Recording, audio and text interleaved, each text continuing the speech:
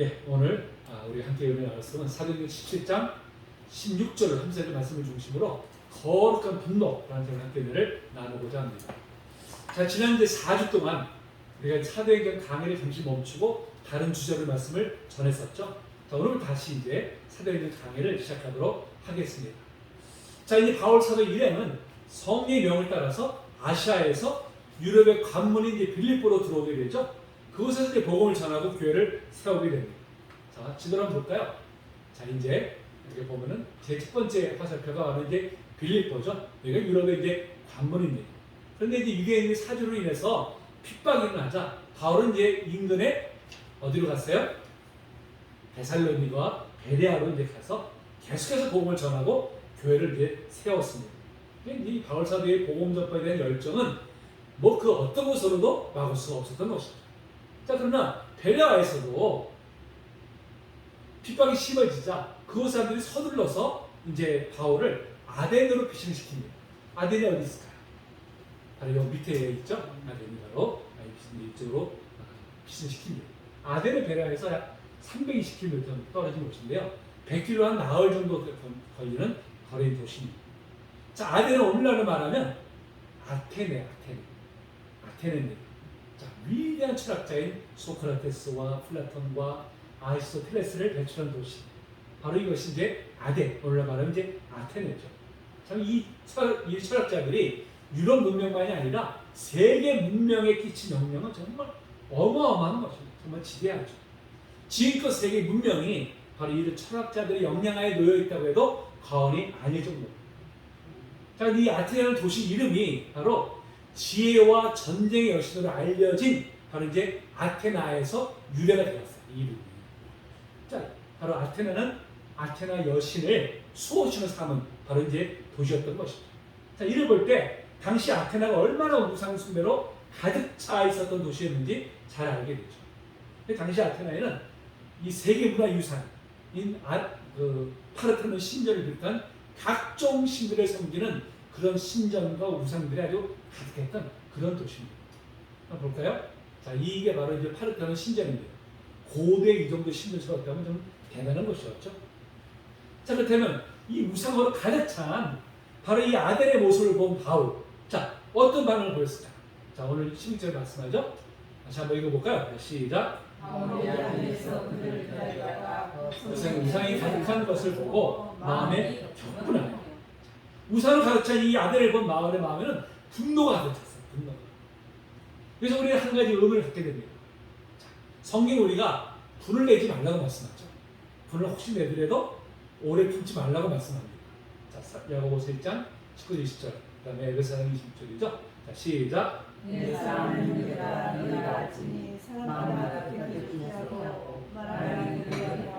성내기도 더디하라. 사람이 성내는 것이 하나님의 의를 이루지 못합니다. 분을 내어도 죄를 짓지 말며 해같이로 분을 품지 말고. 아멘. 자, 성경 계속해서 우리 강조해서 분을 내지 말라고 말씀하십니다. 자, 이렇게 분을 내지 말라고 명하고 있음에도, 자, 바울이 지금 분을 품은 이유가 무엇일까요? 그 이유가 무엇입니까? 자, 이 분노라고 해서 다 똑같은 것이 아니라 크게 분노는 두 가지로 나누어지죠. 두 가지. 첫째는 뭐냐면 바로 사사로운 분노입니다. 사사로운 일로 내는 분노를 이제 말하는 것이죠. 사사로운 어떤 이해 문제로 인해서 내는 분노나 또 감정 대립으로 인해서 내는 분노가 있죠. 누가 나의 감정 건드리면 어떻습니까? 나도 모르게 팍 터져나오잖아요. 분노가 팍 일어나죠. 자, 이런 분노에 대해서는 우리에게 성경은 절제할 것이라고 말씀합니다. 절제하라. 부득이 노를 달아일지라도 오래도록 품고 있지 말라고 명하십니다. 왜? 그런 분노가 더 큰 죄를 유발하기 때문이죠. 자, 하나님께서 아벨의 제사를 받으시고 가인의 제사를 받지 않으십니다. 그때 가인이 어떻게 해요? 몹시 분노의 인생이 변했다 그랬어요. 분노가 일어났죠. 아니, 왜 내 제사를 안 받는 거야, 하나님께서? 네. 자, 하나님께서 크게 분노하는 가인에게 이렇게 말씀하십니다. 읽어볼까요? 시작. 여호와께서 가인에게 이르시되 내가 분하여 함은 어찌 되느냐, 안색이 변함은 어찌 되느냐, 내가 선을 행하면 어찌 같이 늘지 못하겠느냐. 선을 행하지 아니하면 죄가 문에 엎드려 있느니라.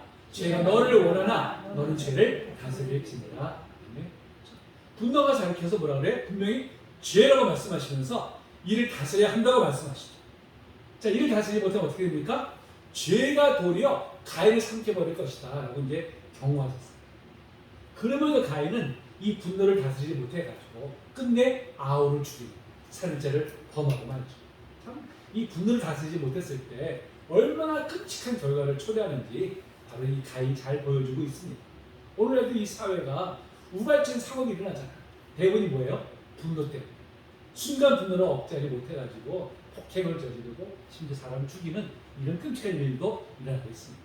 이런 사사로운 분노는 그래서 절제라고 말씀하신 것이죠. 자, 그다음에 또 한 가지 분노가 있죠. 어떤 분노일까요? 오늘 설교 제목은 뭐예요? 거룩한 분노죠. 거룩한 분노. 자, 어떤 사회나 공동체에서 불의와 죄악을 볼 때 의로운 마음에서 일어나는 분노, 바로 이것이 거룩한 분노입니다.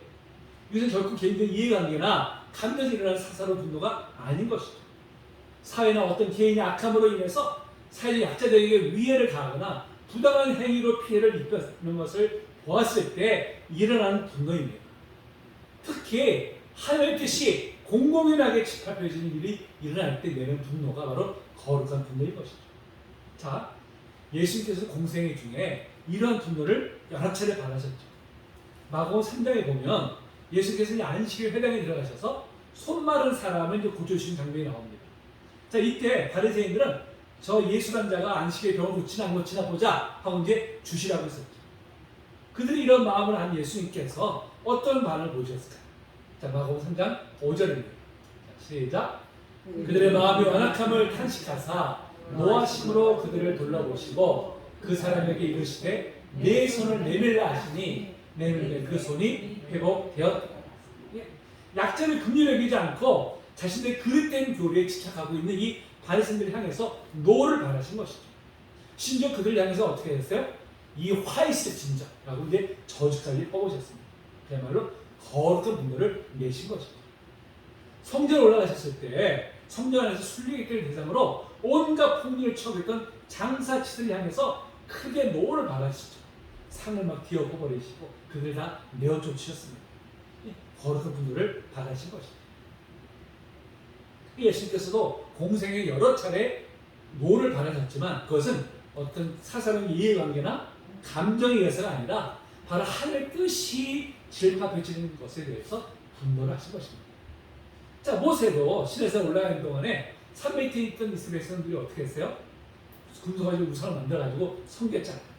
이를 본 모세가 어떻게 했습니까? 크게 분노해서 심지어 하나님께서 친히 새겨주신 십계명이 새겨진 돌판을 던져서 그냥 깨트려버리고 맙니다. 바로 거룩한 분노를 바란 것이죠. 자, 그러나 후에 무리바 물가에서는 사사로운 감정에 의해서 불을 발했다가 하나님의 진노를 사게 되잖아요. 그래서 어떻게 했어요? 끝내 가나안 땅에 들어가지 못하는 그런 징계를 받게 됩니다. 그러니까 하나님께서는 사사로운 분노는 미워하시지만 거룩한 분노는 기뻐하시죠. 거룩한 분노의 말은 뭐예요? 하나님의 마음을 대변하는 것이기 때문에 그렇습니다. 그럴 때는 우리도 사사로운 분노를 우리가 절제해야 되죠. 하지만 거룩한 분노는 어떻게 될까요? 드러내야 되죠. 발해야 됩니다. 우리가 사회적으로 구조적인 악이나 행태를 보고서도 분노를 내지 않는다면 이는 도리어 뭐예요? 하나님 뜻을 품고 있지 않는 것을 반증하는 것이죠. 이 사회가 하나님 뜻에 반해서 온갖 우상을 섬기고 하나님 사회의 약자를 지켜하고 있음에도 이에 분노할 마음이 없다면 우리 마음에 하나님의 마음이 없는 것입니다. 가정 잊지 못한 것이죠. 자, 그런 면에서 지금 바울 사도가 아덴에서 이 우상들을 보고 격분한 것은 바로 거룩한 분노죠. 하나님의 마음을 대변한 것입니다. 여기서 이 격분하여가 헬라어로 이제 파럭심으로 가는데요. 아주 격렬하게 분노했다는 뜻입니다. 격렬하게. 조금 화를 내고 만 정도가 아니죠. 근데 헬라어 성경을 직역을 하니까 바울의 속에 있는 그의 영이 격분했다라고 이제 번역이 됩니다. 그의 영. 바로 그의 분노는 뭐예요? 영적인 분노죠. 바로 이제 거룩한 분노인 것입니다. 여러분, 사실 웅대하고 이 아름다운 예술과 철학의 도시인 이 아테나의 전경을 대하게 되면 우리 마음이 어떨까요? 보통 사람한테는 주눅들게 마련이죠. 그 웅대하고 아름다운 건축물들이 출비한 이 아테나와 그 안에서 거하면서 철학적인 사고로 자신의 지식을 뽐내는 이 아테네 사람들을 대하게 되면 어찌 주눅이 들지 않을 수 있겠어요. 그런 사람들에 비해서 지금 바울 사도의 모습은 어떨까요? 바울 사도의 모습은 누구도 알아주지 않는 유대 변방의 유대 사람이잖아요. 그것도 지금은 핍박을 받아서 쫓기는 입장에 있는 그야말로 좀 초라함의 극치를 달고 있는 바로 이제 그런 모습입니다. 우리 같으면 그런 외적인 모습에 위축이 되거나 그저 부러운 시선으로 그것들을 바라보고 있을 텐데 바울은 어떻게 했어요? 조금도 위축되거나 부러워하기는커녕 그들의 악에 대해서 바로 이제 거룩한 분노를 바라는 것입니다. 참 우리가 이런 모습을 통해서 바울 사도가 정말 하나님 나라의 가치관에 확고히 서 있구나 하는 것을 우리가 알게 되죠. 하나님 나라의 가치관이 무엇입니까? 하나님 나라의 가치관. 언젠가 사라져버릴 세상의 것들에 참된 가치를 두지 않고 영원히 새하지 않는 영원한 것에 참된 가치를 두는 것이 바로 하나님 나라의 가치관입니다. 세상의 화려한 것에 연연하지 않고 오로지 하나님을 신앙하면서 하나님 나라 이 허락하시는 영원한 생명만이 참된 가치임을 확고히 믿고 추구하는 것이 그게 바로 하나님 나라의 가치관이죠. 그럼 늘 말씀드리지만 이 세상의 겉으로 영원한 것이 있습니까? 영원한 것이 있어요? 없습니다. 겉으로 보기엔 화려하지만 언젠가 다 소멸되어 버린 것들에 불과한 것이죠. 자, 이사야서 46장 6절 7절 읽어봅니다. 시작. 마른 사내의 소리여 외치라 대답하되 내가 무엇이라 외치리까 하니 이르되 모든 육체는 풀이요 그의 모든 아름다운 들의 꽃과 같으니 풀은 마르고 꽃이 시들면 여호와의 기운이 그 위에 불미라 이 백성은 실로 풀이로다. 아멘. 꽃이 얼마나 화려합니까? 얼마나 예쁩니까? 근데 영원한 꽃이 있어요? 아니죠. 때가 되면 다 시들게 마련입니다. 이 땅의 것들이 그러다는 것이죠. 이 땅의 것들. 그럼에도 세상의 부유함이나 화려함을 부러워하거나 그 앞에서 자신이 초라하게 느낀다면 이는 여전히 우리가 세상적인 가치관에 얽매여 있다는 것을 이제 반증하는 것이죠.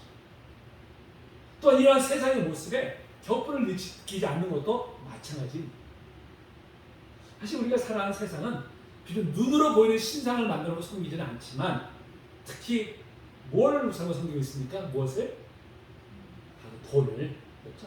돈을 우상으로 섬기는 그런 시대에 우리 살아가고 있죠. 이렇게 얘기하잖아요.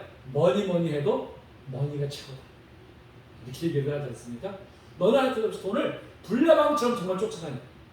돈만 있으면 행복할 수 있고 반대로 돈이 없으면 불행하다고 생각합니다. 돈 앞에서 윤리나 인간관계나 혈육이나 정의도 다 무너져버려요.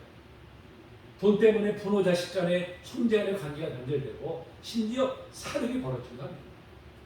이런 현상이 뭐, 이 세대가 얼마나 돈을 좀 우상으로 섬기는지를 보여주고 있습니다. 그냥 뭐 돈만이 아니죠. 권력이나 명예나 뭐 지식이나 성공이나 자기 자신을 우상으로 섬기고 있습니다. 요즘 그 연예인 중에서 좀 특히 인기 많은 사람들의 그 성을 따가지고 뭐라 하냐면 무슨 느님 이렇게 불러요. 느님은 뭐예요? 신이라는 뜻이잖아요. 개그맨 유재석 씨를 가르쳐서 방송에서 공공연하게 윤우님 이렇게 불러요. 신적인 존재라는 것입니다. 기가 막히죠? 외모가 아름다운 여인들을 가르쳐서 뭐라고 그래요? 여신이 강림했다. 뭐 이렇게 이제 표현을 합니다. 그룹으로 활동한 젊은 가수들을 가르쳐서 뭐라 그래요? 아이돌이 뭐예요? 우상이죠. 그렇게 공공연하게 그러고 있어요. 이 세상이 지구를 사는 세상이 얼마나 지금 하나님 섬기기보다 바로 이런 인기나 권력이나 명예나 돈이나 이런 것들을 우상으로 쫓아 섬기고 있는지 너무나 잘 알 수가 있습니다. 이렇듯 세상은 인기나 부와 명예를 갈망해요. 그래서 그것을 내가 채울 수 없으면 어떻게 해요? 개인이 만족해줄 대상을 찾아가지고 그들을 이제 숭배하죠. 이게 세상의 모습입니다. 여러분 그렇다면 하나님의 백성된 우리들은 이러한 세상을 지금 어떠한 시각으로 바라보고 있을까요? 바울 사도처럼 이 우상으로 가득 찬 이 세상을 향해서 거룩한 분노를 드러내고 있습니까? 아니면 세상과 다를 바 없이 똑같이 돈이나 권력이나 명예 등을 마음속 우상으로 추앙하고 있지 않습니까? 전자입니까? 후자입니까? 여러분 하나님의 사람이라면 의당 이런 우상을 섬기는 행태에 대해서 분노하는 것이 마땅한 줄로 믿습니다. 아멘. 자, 그렇다면 우리는 이렇게 우상을 섬기는 세상에 대해서 어떻게 그런 우리는 분노를 해야 될까요? 어떻게? 자, 10년 전에 개신교 청년들이 서울의 어떤 절에 들어가가지고 찬송가를 부르고 땅밟기를 해가지고 소동이라는 적이 있었어요. 소동. 이유 있는 사회적 파장이 꽤 컸던 것으로 기억이 납니다. 그들은, 이 청년들은 이런 방식을 행하는 것이 우상을 타파하는 행위다 이렇게 생각해서 아마 그리했을 거예요. 그러나 과연 이런 행동이 우상을 섬김에 대해서 거룩한 분노를 드러내는 온전한 방식일까요? 과연 주님이 원하신 것일까요? 우상을 무너뜨리거나 신상에 스프레이를 뿌리고 땅밖에 하는 것이 주님의 뜻일까요? 도리어 이런 행동이 기독교를 독선적인 집단으로 인식을 하게 만들어서 더 복음에 대해서 마음의 문을 닫게 만들어버려요. 이런 행동들.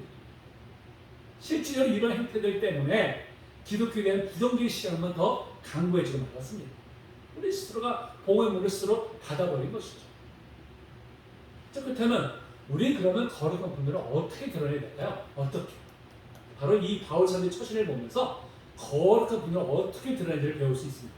자, 어떻게 했을까요? 바울 사도 17절 읽어볼까요? 시작. 회당에서는 유대인과 경건한 사람들과 또 장터에서는 날마다 만나는 사람들과 변론하니. 바울 사도는 거룩한 분노를 결코 과격한 행동으로 표출하지 않았습니다. 아델의 온 지역을 다니면서 신선을 무너뜨리려거나 오물을 투척하는 행동을 하지 않았습니다. 그때부터 그가 한 행동이 무엇입니까? 그런 과격한 행동이 아니라 오직 복음을 전하는 일이었습니다. 그래서 이 변론하니라는 것이 원래 뜻이 토론하다, 연설하다, 강론하다는 뜻을 담고 있습니다. 장터는 헬라어로 아고라라서 시장이 열리거나 또 집회나 재판이나 또 자유로운 토론의 장수로 열리는 바로 그런 곳입니다. 그러니까 바울의 회당에 들어가서는 유대인과 회심한 이방인들 대상으로 복음을 전하고 장터에서 만나는 사람들을 붙들고 설교하고 토론함으로 복음을 전했던 것이죠. 딱 이제 바울과 함께 토론했던 사람들 중에는 이 에피크로스와 스토아 철학자들이 있었어요. 이 에피크로스 주의는 쾌락이 인간이 추구할 수 있는 최고의 선이라고 주장하는 그런 학파였었습니다. 그래서 이를 가리켜서 쾌락주의자다라고 이제 말하죠. 근데 그들이 추구했던 쾌락은 우리가 생각하는 그런 쾌락이 아니라 모든 고통과 죽음에 대한 염려에서 벗어난 마음의 평정을 의미합니다. 근데 그들가 했던 신관이 뭐냐면 신은 존재를 하지만 인간 사이는 절대 개입하지 않는다. 이런 철학을 갖고 있었어요. 그들은. 또 스토아주의는 인간의 이성을 절대화하고 그 다음에 금욕주의와 자연과의 조화로운 삶을 주장했던 학파입니다. 이들은 창조주를 또 부정했어요. 부정하고 모든 만물의 신들이 깃들어 있다는 바로 범신관을 이제 범신론적 관점을 그들이 가지고 있었습니다. 둘 다 어때요?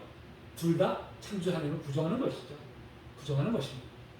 자, 이들이 바울이 말하는 예수와 부활에 대해서 이제 호기심을 가지고 이제 접근을 해오게 됩니다. 바로 18절 말씀인데요. 자, 여기서 보니까요, 이 말쟁이가 무슨 말을 하고자 하느냐 하고 그랬어요. 말쟁이.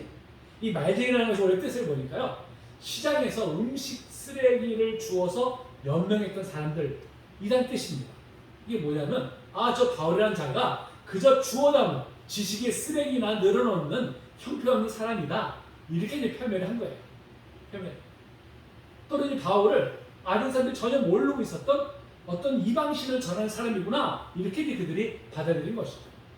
그들이 바울이 전하는 예수와 부활을 모두 다 신의 이름으로 그렇게 이제 받아들인 것입니다. 자, 이처럼 바울은 오직 복음, 오직 예수만 증거했습니다. 무엇 때문에 바울은 우상이 가득 찬 도시에 대한 분노를 복음을 전하는 것으로 표출했을까요? 무엇 때문에? 오직 복음, 오직 예수의 이름으로만이 바로 이 우상을 숭배함으로 결국 멸망의 길로 가는 사람들을 돌이켜서 영생을 인도할 수 있기 때문입니다. 여러분, 우상의 제사를 드리는 일은 겉으로 드러나는 행위죠.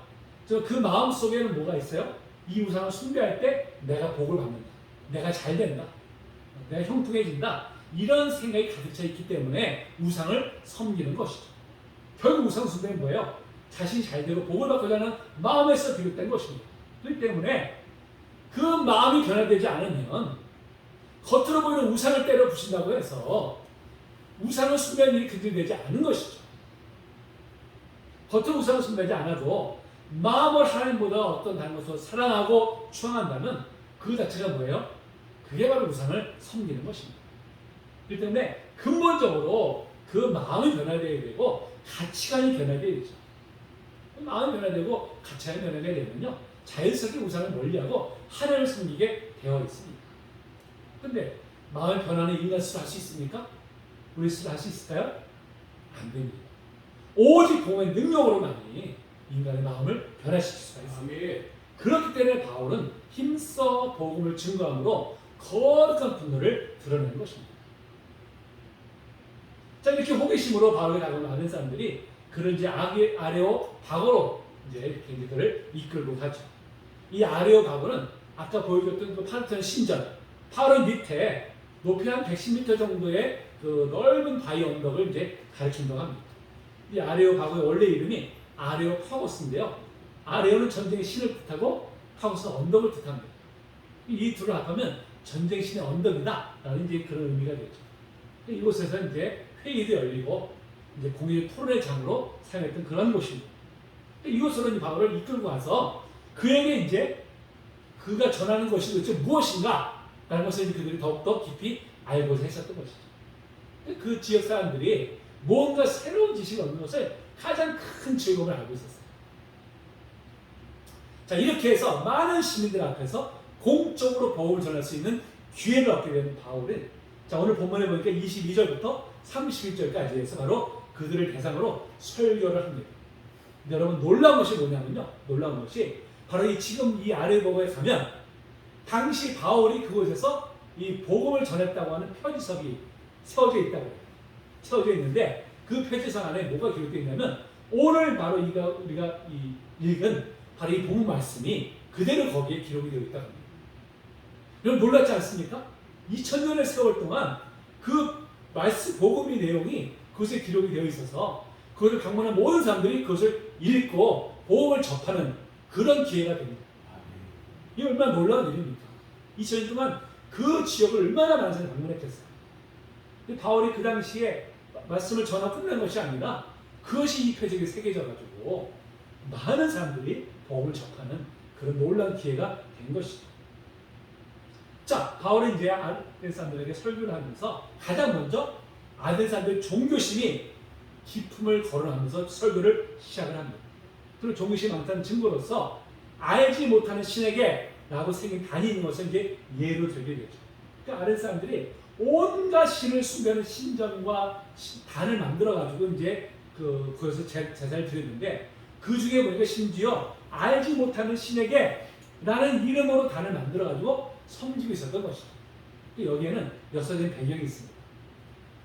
역사적인 배경이 뭐냐면 주전 6세기경에 전염병이 아덴을 휩쓸게 됩니다.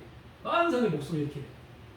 그 당시 아테네 정치가였던 솔론이 구레네 사람이었던 에피메니데스에게 요청을 해요.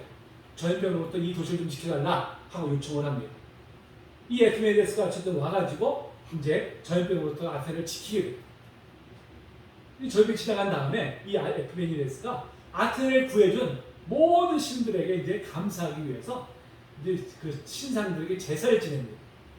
그러다가 혹 자신이 몰라서 제사하지 못하는 신이 있다면 혹이라도 삐져가지고 자기한테 해를 가면 어떻게 하지? 하는 두려운 마음이 든 거예요.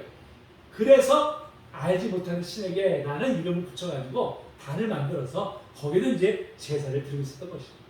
참 이걸 보면 인간이 정말 얼마나 우매하고 얼마나 연약한 존재인지를 우리가 이제 알게 되죠. 근데 우리나라도 보면요, 하나님 믿지 않는 사람들이 혹 조상 귀신이 제사를 드리지 않으면 자신들을 해코지 할까 두려워가지고 제사를 지내잖아요. 제사. 그게 효가 아니에요. 조상 귀신이 혹시라도 삐져가지고 자기를 해코지 할까봐 두려워서 제사를 지내는 겁니다. 이사 갈 때도 어떻게 해요? 귀신이 또 해코지 할까봐 손이 없는 날, 귀신이 없는 날을 택해가지고 또 이사를 가잖아요. 우리는 어떻습니까? 우리 이사 갈 때 절대 그런 거 우리가 따지지 않잖아요. 오히려 우리 손이 있는 날 가죠. 오히려 그 날을 택해서 우리가 갑니다. 왜? 악한 우리를 만지지도 못하기 때문이죠. 자, 요한서 5장 18절입니다. 시작.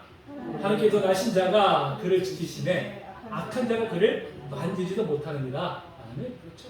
여러분, 악한 자 우리를 만지지도 못해요. 귀신이 우리를 절대 행하지 못합니다. 왜? 주님이 우리를 지켜주시기 때문에. 아멘. 자, 바울이 이처럼 알지 못하는 신에게라는 단어를 발견하고는 이것을 연결고리로 삼아가지고 그 신이 누구인지를 알게 해주겠다고 이제 설교를 시작합니다. 그래서 그 신이 누구냐? 바로 온 천지를 창조하시고 지금 운행하시는 하나님이심을 말씀하고 있죠. 바로 24절입니다. 자, 우주와 그가 내는 만물을 지으신 하나님께서는 천지의 주제신이 손으로 지은 데를 계시지 아니하시다고 말씀하고 있어요. 천지의 주제라는 게 뭐예요? 천지 만물의 소유권과 통치를 동시에 가지고 계신 분의 뜻이죠. 근데 그 하나님이 인간의 손으로 지은 전에 계시지 않는다고 선포합니다. 천지를 지으시고 지혜 다스리시는 하나님께서 어떤 특정한 장소에 얽매이신 분이 아니라는 것이죠. 근데 이 고백은, 이 선포는 바로 솔로몬이 예루살렘 성전을 지었고 하나님 앞에 공헌할 때도 바로 동일하게 선포합니다. 열왕기상 8장 27절이죠. 자, 시작. 하나님이 천국에 안정하시니까 하늘과 하늘들의 하물며 내가 건축한 이 성전 이오리까. 그렇죠? 하나님은 온 천지에 충만하신 분이시지 어떤 특정한 장소에 얽매이는 분이 결코 아닙니다. 그런데 고대 사람들은요, 신들을 어떤 특정한 장소에 얽매여 있는 그런 존재로 여겼었어요. 그 신전에 가야만이 그 신을 만날 수 있다고 그들은 이제 생각했던 것이죠. 그런데 여러분, 천지 주제이신 하나님께서 어찌 인간이 지은 건축물에 얽매이시겠습니까? 만약에 그렇다면 그 신은 신도 아니죠. 인간과 다를 바 없는 존재잖아요. 그 예루살렘 성전도 하나님의 임재를 상징하는 것이죠. 하나님께서 거기에만 계신 분이 아닙니다. 특히 신약시대에 들어와서는 성경 우리에게 하나님께서 우리를 성전 삼아서 우리 안에 거하신다고 말씀하시죠. 본문은 10절입니다. 시작. 너희는 너희가 하나님의 성전인 것과 하나님의 성도의 너희 안에 계신 것을 알지 못하느냐. 여러분, 그럼에도 우리는 종종 하나님을 예배당 안에만 계시는 분으로 인식하고 있지는 않습니까? 여러분, 이렇게 인식할 때 나타나는 문제점이 뭐예요? 하나님 예배당 안에만 계신 분을 여기면서 일상생활에서는 하나님 계시지 않는 것처럼 우리가 행동한다는 것입니다. 그거가 우리 신앙생활과 일상생활이 분리되어서 이원화되는 그런 현상이 발생하고 말아요. 이로 인해서 주일에 예배당에 모일 때는 거룩한 모습을 보여주는데 일상생활에서는 거룩성을 잃어버린 채 믿지 않는 사람과 전혀 다를 바 없이 살아오고 있는 문제가 오늘날 이 한국교회를 뒤덮고 있습니다. 오늘 한국교회가 안고 있는 모든 문제가 여기에서 비롯되었다고 해도 과언이 아닙니다. 여러분, 우리가 믿는 하나님은 결코 예배당 안에만 계신 분이 아니라 온 천지에 충만하신 분이십니다. 우리가 모여 함께 예배드릴 때에도 함께 하시지만 우리 일상생활 속에서도 함께 하시면서 우리의 삶을 예배로 받으시는 분이시죠. 때문에 우리가 모일 때는 공적 예배로 영광 올려드리고 흩어졌을 때는 거룩한 삶을 추구함으로 우리의 삶을 예배로 드려야 됩니다. 왜? 성령께서 우리를 성령 삼아 거하시기 때문에 그렇죠. 제가 전에도 말씀드렸지만 제가 굳게 붙들고 있는 삶의 지표가 있어요. 그게 뭐냐면 코람 대오입니다. 코람은 몸 앞에, 대오는 하나님입니다. 코람 대오. 나는 항상 하나님 앞에 있습니다. 이건 제가 제 경구로 제가 삼고 살아가고 있어요.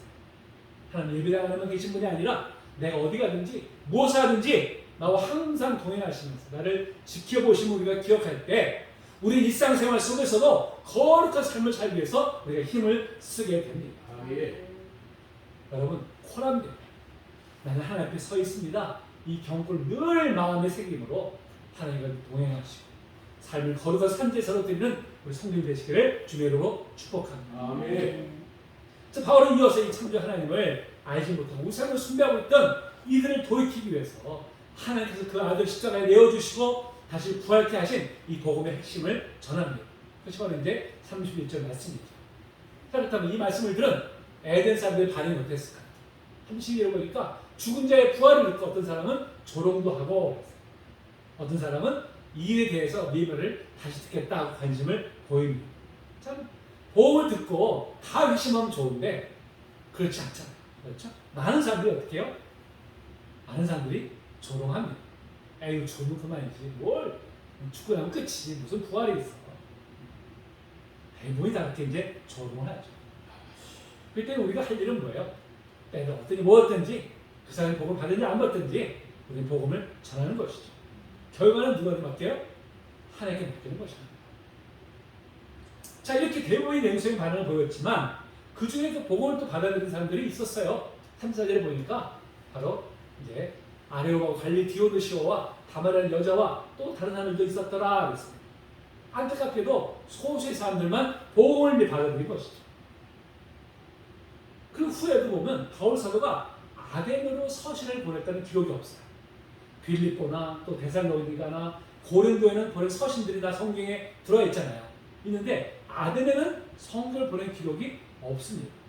그러니까 이런 근거로 많은 학자들이나 목사들이 바울이 아덴에서의 그 선교는 실패했다라고 이제 단정을 짓습니다. 그 실패의 원인이 뭐냐? 복음의 핵심을 전하지 않고 철학적 접근을 했기 때문이다라고 이제 이야기들을 합니다. 그러나 이는 복음의 가치를 물량적으로 측량하는 것으로서 그릇된 판단이죠.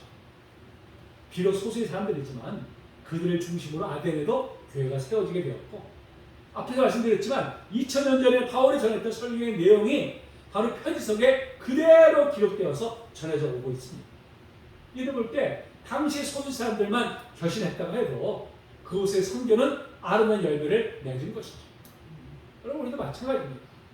우리가 복음을 전할 때 당장 결실이 없다고 해서 우리는 실망할 이유가 없어요. 하나님께서 그를 통해서 어떻게 역사하실지 우리는 알지 못합니다. 아멘.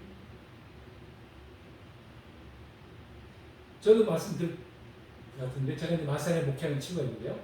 고등학교 때 1년을 제가 복음을 전했어요. 1년. 매일 전했어요. 진짜 그 친구가. 얼마나 저는 이 철음수 같은지 아주 그냥 딱딱해가지고 전혀 복음을 전하지 않았어요. 근데 그 친구가 대학 들어가지고 하나님 만나게 돼가지고 지금 목사가 됐어요. 늘 전화하면 그 얘기야. 고맙다고.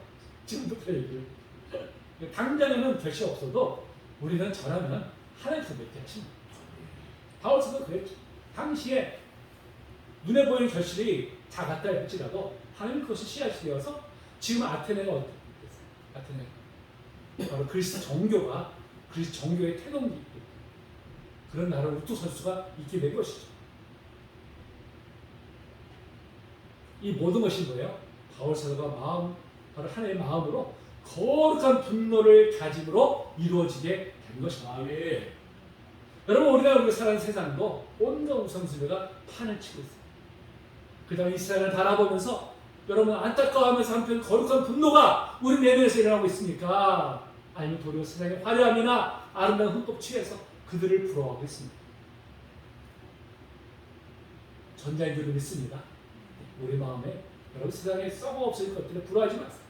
화려함에 취하지 마세요. 아멘. 그것도 어차피 다 세워질 것들을 불과합니다. 우리가 출애굽해서 오직 영원히 세하지 않는 하나님 나라의 생명입니다. 아멘. 그것만 우리가 바라보고 있습니다. 그리고 무엇보다 하나님 나라의 가치관을 이 땅에 심기 위해서 우리는 부르심을 받았습니다. 그렇기 때문에 그러기 위해서 우리가 해야 될 일이 무엇입니까?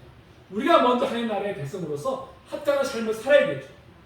거룩한 삶을 살아야 되고 그 가치관을 쫓는 삶을 우리가 살아야 됩니다. 그럴 때 우리가 전하는 복음이 능력 있는 복음이 되어서 아멘. 세상을 변화시키는 힘이 될 줄로 믿습니다. 아멘. 영적으로 늘 깨어있어서 내가 변하고 세상을 변하는 일에 힘쓰임받는 우리 교회, 우리 성도님 되시기를 주의 이름으로 축복합니다. 아멘. 찬양하시고